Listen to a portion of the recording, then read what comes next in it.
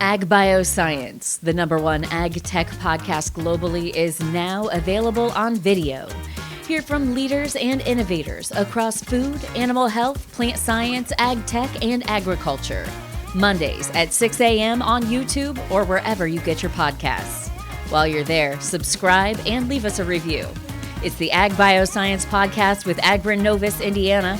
Get more information at agronovisindiana.com. This is Inside Indiana Business Radio for Tuesday, August 18th, 2026. I'm Gary Dick. Terre Haute Mayor Brandon Sakbun says his city is making strides in terms of economic growth, but there is more work to be done. Appearing on Inside Indiana Business Television, the mayor said the city has tripled housing production over the past few years, but it hasn't been enough. When you look at that national interest rate combined with wage growth, combined with the harsh reality of there's not good opportunities for seniors to downsize and starter homes for young growing families, we're trying to tackle that through a series of programs called the Homes for the Future Initiative. U.S. Senator Todd Young on Monday toured parts of Noblesville to assess damage from historic flooding, committing to advocate in Washington, D.C. for families and small businesses affected by the disaster across the state. Young spent more than 30 minutes traveling with Noblesville Mayor Chris Jensen to areas across the city that were directly affected by flooding. Meantime, the city of Anderson has deployed additional resources to residents and businesses affected by flooding and record rainfall. The city has now begun placing 50 commercial dumpsters in affected areas. U.S. News & World Report is out with its annual ranking of the best U.S. high schools, and one Indiana school has once again maintained its position near the top.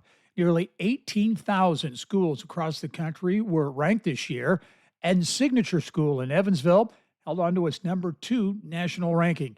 It is the only Indiana school included in the top 100 on the national list, and you can see the complete list at InsideIndianaBusiness.com. You're listening to Inside Indiana Business Radio. Thanks for listening to this IBJ Media podcast. You're probably going to remember this ad. Do you know why? Podcast advertising works. 85% of listeners recalled hearing an ad during a podcast, and 70% of podcast listeners have acted after hearing an ad. So whether you're looking to be heard across the entire IBJ Media Podcast Network, sponsor one of our shows, or just start with a 30-second ad, IBJ Media can help. Contact advertise at ibj.com to learn more.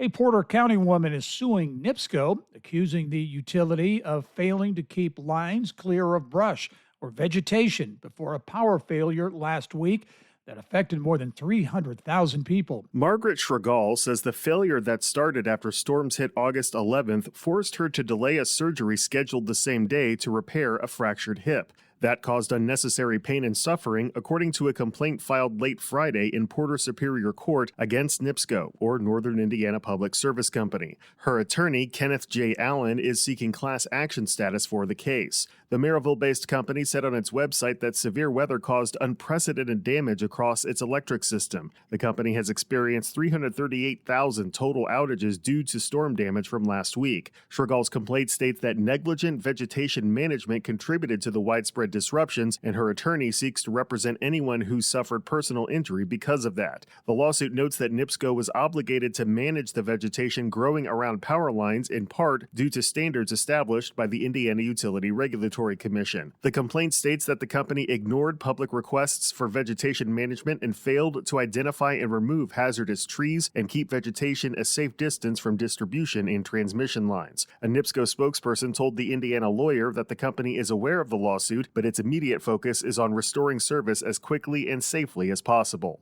Alex Brown, Inside Indiana Business Radio.